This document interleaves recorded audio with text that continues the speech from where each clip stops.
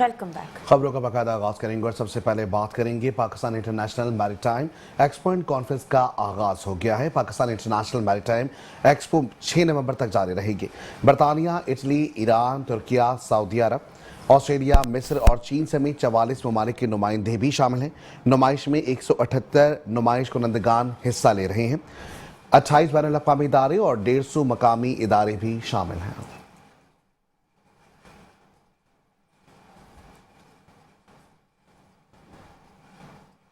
मजीद आपको बताएंगे, Pakistan International Maritime expo and Conference के हवाले से पुलिस ने ट्रैफिक की रवानी बहाल रखने के लिए प्लान जारी कर दिया है। एक्सपो सेंटर और नेशनल स्टेडियम की तरफ जाने वाले अहम शाहराहों पर भारी और कमर्शियल गाड़ियों की नकलो हरकत पर आर्जी पाबंदी आयद कर दी गई है। कारसाज और रिग रोड से सफर करने वाले मोटरसाइकिल सवार राशिद मिन्हास रोड को मिलेनियम मॉल या नीपा के जरिए इस्तेमाल कर सकते हैं। एयरपोर्ट से आने वाली गाड़ियों को रिग रोड से दाईं जानिब मोड़कर राशिद मिन्हास रोड और मिलेनियम की तरफ रवां किया जाएगा।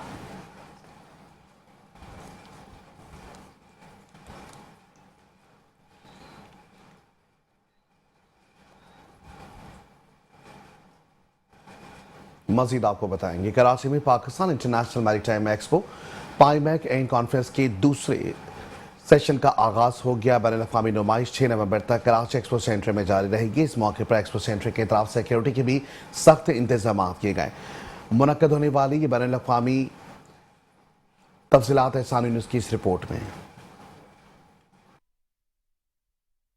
आज बिल्कुल Pakistan International Maritime expo and Conference के सेकंड एडिशन का बाकायदा तौर पर आज से आगाज़ हो चुका है और कराची के एक्सपो सेंटर में गैर मुल्की मंदूबीन भी इस नुमाइश में शिरकत कर रहे हैं। जबकि आज की जो तकरीब है उसके मेहमान खसूसी वफाकी वज़ीर एहसन इकबाल थे और इसके साथ साथ दिन भर हमने देखा कि नुमाइश में सूबे सिंध के जो वज़रा हैं उनकी आमद का सिलसिला भी वक्फे से जारी रहा। अगर हम इस तमाम मामलात पर सिक्योरिटी के हवाले से बात करें तो 3000 से ज़ायद पुलिस एहलकारों को कराची के एक्सपो सेंटर के इतराफ़ की सड़कों पर तैनात किया गया और इसके साथ साथ 1626 ट्रैफिक पुलिस के जवान हैं जो कि एक्सपो सेंटर के इतराफ़ की तमाम सड़कों पर अपने फ़राइज़ सर अंजाम दे रहे हैं ताकि शहरी जो है वो अपना महफूज सफ़र जो है वो कर सकें।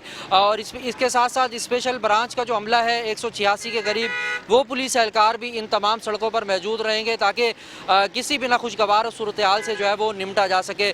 पुलिस और रेंजर्स की भारी नफरी भी इतराफ़ की सड़कों पर तैनात की गई है ताकि किसी भी नाखुशगवार सूरत हाल से जो है वो निपटा जा सके। ये 6 नवंबर तक जो है वो कराची के एक्सपो सेंटर में Pakistan maritime international expo and conference का सिलसिला जो है वो जारी रहेगा और कराची पुलिस के साथ साथ ट्रैफिक पुलिस के एहलकार भी इन तमाम सड़कों पर अपने फ़राइज़ सर अंजाम देते रहेंगे। बहुत शुक्रिया एहसान यूनुस, आप हमें अपडेट कर रहे थे।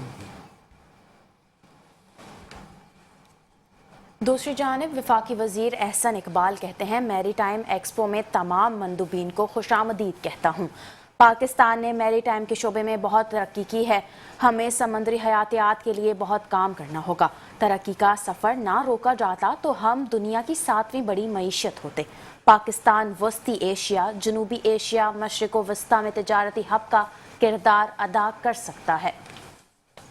Karachi shipyard and engineering works and reviving Gadani ship recycling industry on sustainable lines, reforming fisheries and aquaculture sectors to increase value-added seafood exports, promoting coastal and marine tourism along Balochistan and Sindh coasts, exploring offshore renewable energy and marine mineral resources, integrating green maritime technologies to ensure environmental sustainability and global competitiveness. Ladies and gentlemen, each of these initiatives signals to the world that Pakistan is open for business, innovation and collaboration, and that our seas are ready to serve as engines of collaboration and prosperity. The Quran cautions us, and do not cause corruption on the earth after it has been set in order. This divine principle of Mizan, balance, guides our approach to the blue economy. We must pursue growth without greed, progress without pollution, and prosperity without depletion. Our coastal communities must be the first beneficiaries of maritime development, gaining livelihoods, education, and empowerment from the opportunities the blue economy will create. Sustainable development is not just an economic necessity, it is our moral responsibility. Excellencies, distinguished guests, the seas connect, they do not divide, and so must our efforts. मजीद बात करेंगे Pakistan International Maritime expo के हवाले से, जहां governor Sindh का इमरान खान टिसोरी की Pakistan International Maritime expo की इफ्तिताही तकरीब में शिरकत हुई। स्टॉल्स का दौरा भी किया, शुरा से मुलाकात भी की, सनती तरक्की, कारोबारी मौक़ों और नौजवानों के लिए नई राहें खोलने के अज़म का इजहार भी किया। इमरान खान टिसोरी ने कहा कि पाकिस्तान में सरमायाकारी के फ़रोग़ से रोज़गार के वसी मौक़े पैदा होंगे।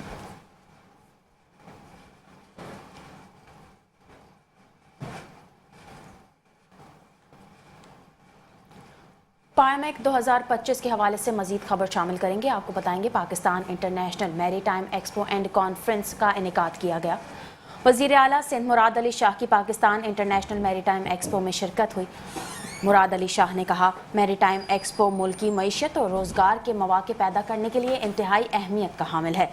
शहर कराची के लिए PIMEC एक बहुत बड़ा मौका है जिससे शहर की तरक्की में मदद मिलेगी। समंदरी सनत की तरक्की से सिंध और पाकिस्तान को वसी फ़वाइद हासिल हैं।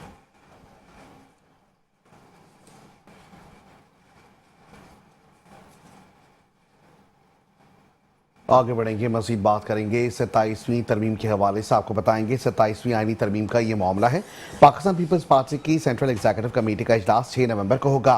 इजलास बिलावल हाउस कराची में होगा। 27वीं आईनी तरमीम पर गौर होगा। आपको बताएंगे कि पाकिस्तान पीपल्स पार्टी की सेंट्रल एग्जीक्यूटिव कमेटी का इजलास 6 नवंबर को होगा। इजलास बिलावल हाउस कराची में होगा। 27वीं आईनी तरमीम पर गौर किया जाएगा। यहाँ आपको बता रहे हैं कि 27वीं आईनी तरमीम का ये मामला है। पाकिस्तान पीपल्स पार्टी के सेंट्रल एग्जीक्यूटिव कमेटी का ये इजलास 6 नवंबर को तलब किया गया है। इजलास बिलावल हाउस कराची में होगा। 27वीं आईनी तरमीम पर भी गौर होगा। यहाँ आपको बताएंगे कि आईनी तरमीम का ये मामला है। पाकिस्तान पीपल्स पार्टी की सेंट्रल एग्जीक्यूटिव कमेटी का इजलास 6 नवंबर को तलब किया गया है। इजलास बिलावल हाउस कराची में होगा। 27वीं आईनी तरमीम पर गौर किया जाएगा। आपको बताएंगे कि पाकिस्तान पीपल्स पार्टी की सेंट्रल एग्जीक्यूटिव कमेटी का इजलास 6 नवंबर को होगा।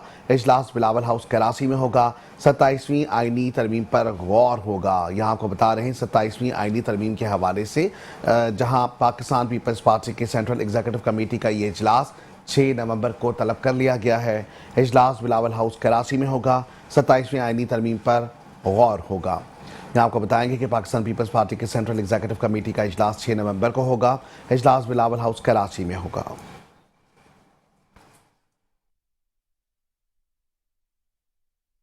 आगे बढ़ेंगे, खबर शामिल करेंगे। अमीर जमात इस्लामी हाफिज नईमुर रहमान कहते हैं, पीपल्स पार्टी ने लूट मार का बाजार गर्म किया हुआ है। ये नाअहल और करप्ट भी हैं। सीएम हाउस से लेकर नीचे तक लूट मार जारी है। हमारे हुक्मरान कभी अमेरिका कभी IMF से भीख मांगते रहते हैं। इस निज़ाम के तहत पाकिस्तान आगे नहीं बढ़ सकता। इस निज़ाम पर चंद लोगों की इजारादारी है। कराची पूरे मुल्क को चला रहा है। K4 मंसूबे पर वफाकी और सूबाई हुकूमतें कुछ नहीं कर रही।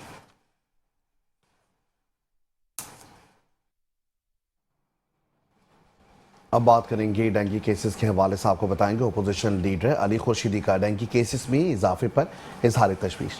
कहा, हैदराबाद में डेंगू से 24 अमवात और 10,000 केसेस तशवीशनाक हैं। सिंध हुकूमत फौरी तौर पर डेंगू की रोकथाम के लिए इकदाम करे। डेंगू से बचाव के लिए अवामी आगाही मुहिम को तेज किया जाए।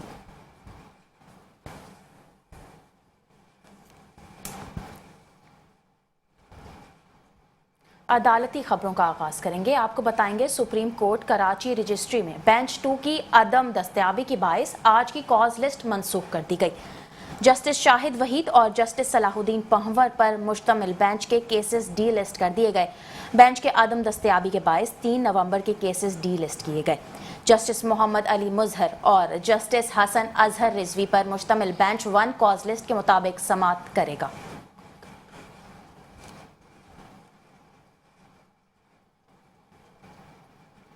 मजीद आपको बताएंगे सुप्रीम कोर्ट कराची रजिस्ट्री में कंटोनमेंट अस्पताल के डॉक्टर के रजाकाराना इस्तीफे पर पेंशन की अदायगी का ये तनाज़ा है, जहां सुप्रीम कोर्ट के लार्जर बेंच ने 24 बरस पुराना तनाज़े पर फैसला सुना दिया है। हाई कोर्ट का हुक्म बरकरार रखते हुए पेंशन के खिलाफ अपील मुस्तरद कर दी गई है। मुस्तफ़ा आमिर कत्ल केस के हवाले से अहम खबर शामिल करेंगे। आपको बताएंगे इंसदाद दहशतगर्दी अदालत में मुस्तफ़ा आमिर कत्ल केस समेत 4 केसेस की समाअत हुई। वकलाए सफाई की गैर हाजिरी के बायस मुल्जिमान पर मुकदमात में फ़र्द जुर्म आयद न हो सकी। अदालत ने मुल्जिमान पर फ़र्द जुर्म आयद करने के लिए 13 नवंबर की तारीख मुकर्रर कर दी। अदालत ने जेल हुकाम को आइंदा समाअत पर मुल्जिमान को पेश करने की हिदायत कर दी।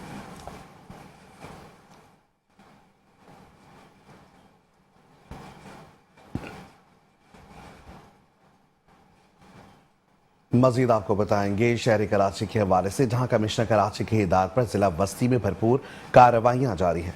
डिप्टी कमिश्नर जिला वस्ती तहा सलीम की जेर निगरानी कार्रवाइयां तेज कर दी गई। डीसी तहा सलीम ने कहा कि जिला वस्ती में गैर कानूनी तजावुजात किसी सूरत बर्दाश्त नहीं की जाएंगी। मेन रोड और फुटपाथों पर तजावुजात के खात्मे का हुक्म दिया गया। रात देर तक खुलने वाले चाय के होटलों, फास्ट फूड और बिरयानी सेंटर्स के खिलाफ भी एक्शन लिया गया। गुलबर्ग डिवीजन में कार्रवाई करते हुए 4 दुकानें सील कर दी गई हैं।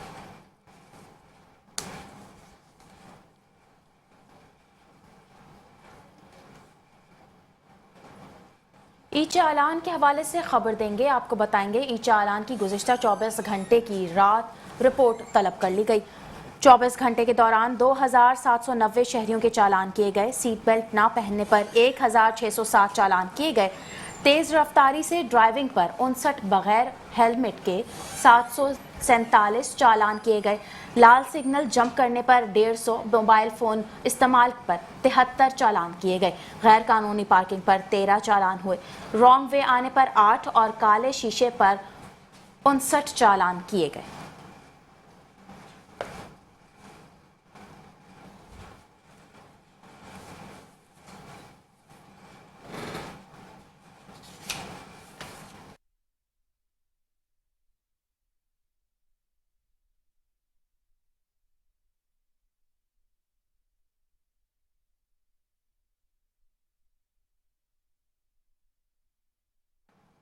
आगे बढ़ेंगे और ये आपको बताएंगे SIU की बड़ी कार्रवाई सामने आई है। आपको बता रहे हैं कि कराची में स्पेशल इन्वेस्टिगेशन यूनिट CIA की कार्रवाई।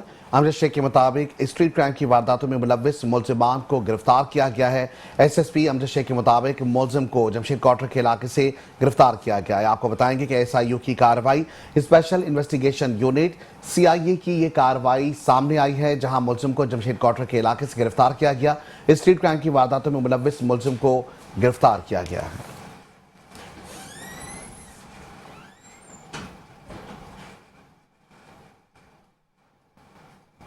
यहाँ आपको बताएंगे स्पेशल इन्वेस्टिगेशन यूनिट CIA की बड़ी कार्रवाई सामने आई है। SSP अमजद शेख के मुताबिक स्ट्रीट क्राइम की वारदातों में मुलव्विस मुल्जिम को गिरफ्तार किया गया है। मुल्जिम को जमशेद क्वार्टर के इलाके से गिरफ्तार किया गया है। यहाँ आपको बता रहे हैं कि स्पेशल इन्वेस्टिगेशन यूनिट CIA की ये बड़ी कार्रवाई, जहाँ SSP अमजद शेख ने स्ट्रीट क्राइम की वारदातों में मुलव्विस मुल्जिम को गिरफ्तार कर लिया है। मुल्जिम को जमशेद क्वार्टर के इलाके से गिरफ्तार किया गया है।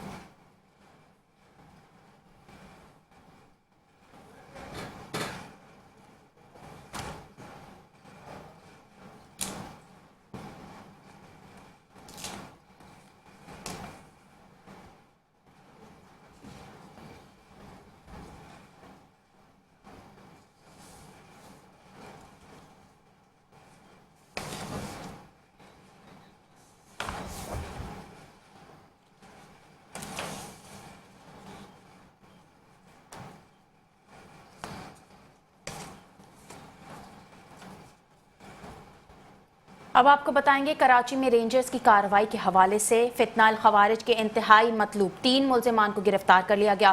तर्जुमान रेंजर्स के मुताबिक जैदुल्लाह उर्फ जैदू, नूरजादा और उस्मान खवाजी अमीर शमसुल कय्यूम उर्फ जावेल को लोगों के नंबर्स देते थे, जिन पर वो भत्ते के लिए कॉल भी करते थे।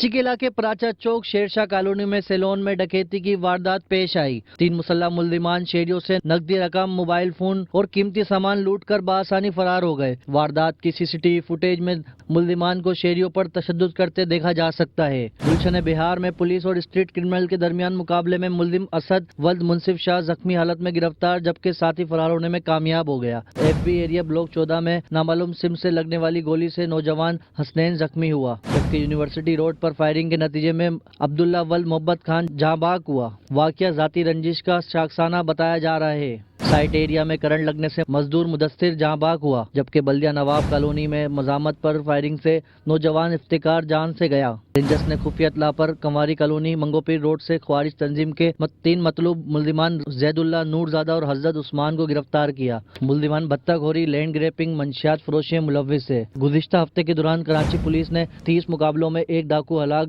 42 जख्मी और 53 गिरफ्तार किए, जबकि 784 से जायद जराइम पेशा अफराद को मुख्तलिफ कार्रवाइयों में पकड़ा गया। शालतीफ टाउन पुलिस ने स्ट्रीट क्राइम में मुलव्विस 2 मुल्जिमान शहबाज और इमरान को असले समेत गिरफ्तार किया। शेर कायद में पुलिस और रेंजर्स की कार्रवाइयां जारी हैं, ताहम स्ट्रीट क्राइम और फायरिंग के वाकयात में कमी न आ सकी। Usama Shah, metro 1 news, Karachi. Bulletin में तफसीली खबरें और भी शामिल करेंगे इस ब्रेक के बाद। हमारे साथ रहिए। Welcome back. खबरों के सिलसिले को आगे बढ़ाएंगे। अहम खबर शामिल करेंगे कराची के इलाके DHA फेज 6 से, जहां पर लाश बरामद होने का ये मामला सामने आया है। अहम खबर है, आपको बताएंगे कराची DHA फेज 6 खयाबान बुखारी के करीब बंगले से एक शख्स की लाश बरामद हुई है। अहम खबर है, आपको बताएंगे वजह मौत मालूम नहीं हो सकी। लाश एहदी एम्बुलेंस के जरिए निजी सर्द खाना मुंतकिल कर दी गई है। अहम खबर शामिल कर रहे हैं, आपको बताएंगे कि कराची DHA फेज 6 खयाबान बुखारी के करीब बंगले से एक शख्स की लाश बरामद हुई है। अहम खबर है, आपको बताएंगे मुतवफ़्फ़ी की शनाख्त 54 साला आमिर नवाब के नाम से हुई है। इसी हवाले से मजीद जानते हैं चीफ क्राइम रिपोर्टर काशिफ नजीर से। जी काशिफ नजीर, मजीद बताएगा क्या मामला है और क्या तफसीलात हैं आपके पास? डिफेंस फेज 6 का इलाका है खयाबान बुखारी, जहाँ पर बंगले से एक लाश मिली है। लाश की शनाख्त जो है वो आमिर के नाम से कर ली गई है, जिसकी 54 साल उम्र बताई जाती है। थाना दरख्शा की हदूद में ये वाकया पेश आया है। 54 साल शख्स की लाश मिलने के बाद पुलिस ने कार्रवाई का अमल शुरू कर दिया है। बहुत शुक्रिया चीफ क्राइम रिपोर्टर काशिफ नजीर, आप हमें अपडेट कर रहे थे।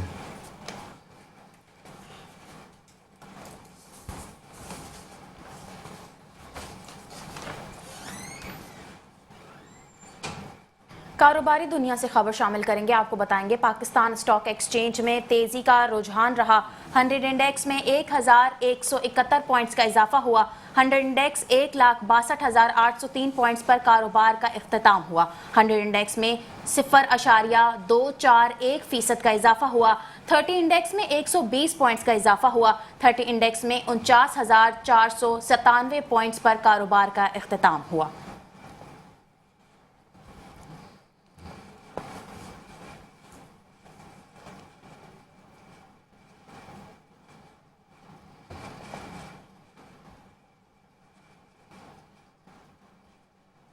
आपको बताते चले पाकिस्तान स्टॉक एक्सचेंज में तेजी का रुझान रहा। 100 इंडेक्स में 1,171 पॉइंट्स का इजाफा हुआ।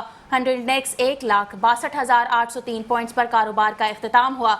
100 इंडेक्स में 0.241% का इजाफा हुआ। 30 इंडेक्स में 120 पॉइंट्स का इजाफा हुआ। 30 इंडेक्स में 49,497 पॉइंट्स पर कारोबार का इख्तिताम हुआ। आगे बढ़ेंगे, मजीद बात करेंगे सोने की कीमतों के हवाले से। आपको बताएंगे कि सोना आलमी और मकामी मार्केटों में एक बार फिर महंगा हो गया। फी तोला सोने की कीमत में 1300 रुपये का इजाफा हुआ। फी तोला सोने की कीमत 4,23,862 रुपये तक पहुंच गई। 10 ग्राम सोना 1,115 रुपये इजाफे के साथ 3,63,393 रुपये का हो गया। आलमी मार्केट में सोने की कीमत $13 इजाफे के साथ $4,015 फी ओंस हो गई है।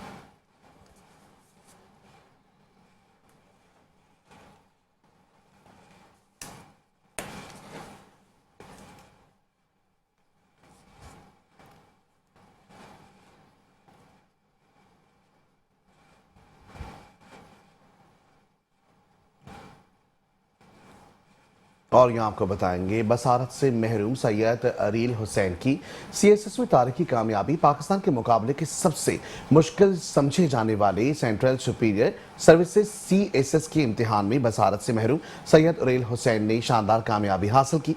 उनकी ये कामयाबी हर तरह की रुकावटों को अबूर करने वाले नौजवानों के लिए एक रोशन मिसाल बन गई है। कायद-ए-आज़म हाउस म्यूजियम कराची में पाकिस्तान और बांग्लादेश के ताल्लुकात की बेहतरी से मुताल्लिक तकरीब दो ममालिक एक कौम के नाम से मुनक्किद हुई। तकरीब में दिफाई तजज़ियाकार इकराम सहगल, साबिक governor Sindh retired lieutenant general Moinuddin Haider और बांग्लादेश के चीफ एडवाइजर के मुआवने खसूसी बराए खजाना डॉक्टर ASM अनीसुज़्ज़मान समेत दीगर अहम शख्सियात ने शिरकत की। तकरीब से खिताब में डॉक्टर ASM अनीसुज़्ज़मान ने कहा कि हमें झूठ से गुरेज और हकीकत का सामना करना चाहिए। उन्होंने कहा कि 60 की दहाई में पाकिस्तान जिन ममालिक से आगे था, आज वो हमसे आगे निकल गए हैं। अगर हम चाहें तो तरक्की मुमकिन है। फ्री वीजा तो मुमकिन नहीं, मगर हम कारोबार को आसान बनाने और फ्री ट्रेड पर काम कर रहे हैं। दिफाई तजज़ियाकार इकराम सहगल ने दोनों ममालिक के दरमियान वीजा और टैरिफ खत्म करने और करेंसी को कन्वर्टेबल बनाने की तजवीज़ दी। पाकिस्तान और बांग्लादेश के दरमियान वीजा फ्री पॉलिसी होनी चाहिए और दोनों को कारोबार के फरोग के लिए मुश्तरका इक़दामात करने चाहिए। पाकिस्तान में बांग्लादेश के हाई कमिश्नर इकबाल हुसैन खान ने कहा कि दोनों ममालिक के दरमियान सियाहत और सियत समेत जमीनी और फिजाई रास्ते आसान करने पर भी काम कर रहे हैं। दो मुल्क, दो countries, one nation, 2 countries 1 nation. और हमने अच्छी बातें की। हमने बोला कि वीज़ाज नहीं होना चाहिए पाकिस्तान बांग्लादेश में, टैरिफ नहीं होना चाहिए पाकिस्तान बांग्लादेश, डायरेक्ट फ्लाइट्स होना चाहिए, करेंसी कन्वर्टेबल होना चाहिए, रुपी टाका कन्वर्टेबल होना चाहिए, सो दैट रुपी में खरीदना चाहे रुपी में खरीदें, टाका में खरीदना चाहे टाका में खरीदें। People to people communication, relationship, as our His Excellency Ambassador Saab is saying, that we should try to improve the connectivity. हमें इकोनॉमिकली इकट्ठे होने की बहुत ज़रूरत है। हम लोग बातों में बात नहीं होगी। हमारी जो यूथ है उनको समझ आना चाहिए कि वो आगे बढ़ने के लिए एक दूसरे से एक्सचेंजेस करें। वो कह रहे थे कि यहाँ पे स्कॉलरशिप के लिए आए, वहाँ पे जाएं, इकोनॉमिक एक्सचेंजेस हों। कैमरामैन रशीद अलाना के साथ फ़हीम सिलरा, मेट्रो 1 न्यूज़, कराची।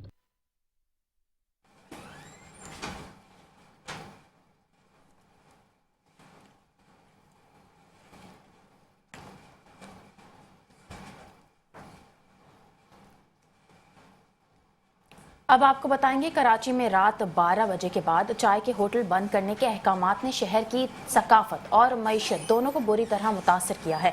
इस पॉलिसी ने न सिर्फ आवाम को रोज़मर्रा की बुनियादी ज़रूरत से महरूम किया, बल्कि होटल मालिकान की रोजी रोटी पर भी शदीद ज़रब लगाई है। मज़ीद जानते हैं आमिर आवान की इस रिपोर्ट में।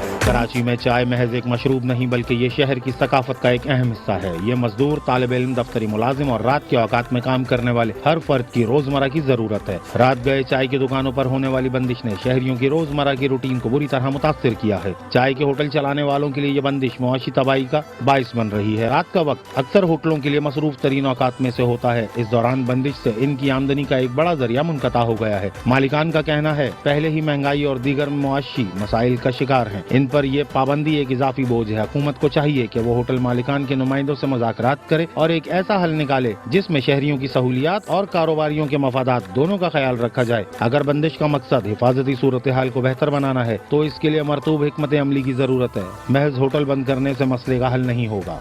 यार काम के ऊपर तो असर नहीं पड़ता है अगर ये पक्का हो जाए 12 बजे ना। अब ये तो इस तरह सिस्टम होता है, आधा कराची खुला होता है, आधा बंद होता है।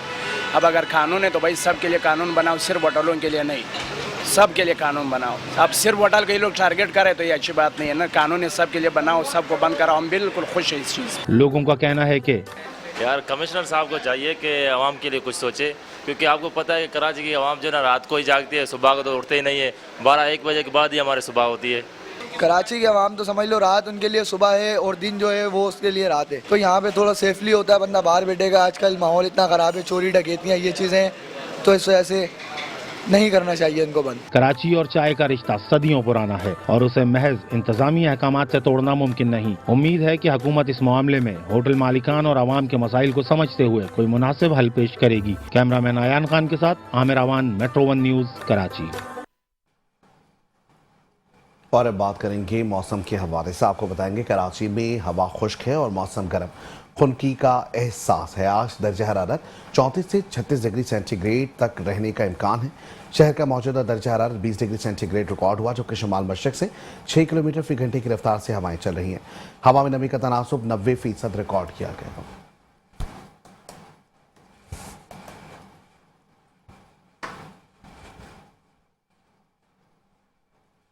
और इसके साथ ही न्यूज़ स्टूडियो से फिर वक्त इतना ही। मज़ीद खबरों और अपडेट्स के लिए देखते रहिए महतोवर न्यूज़।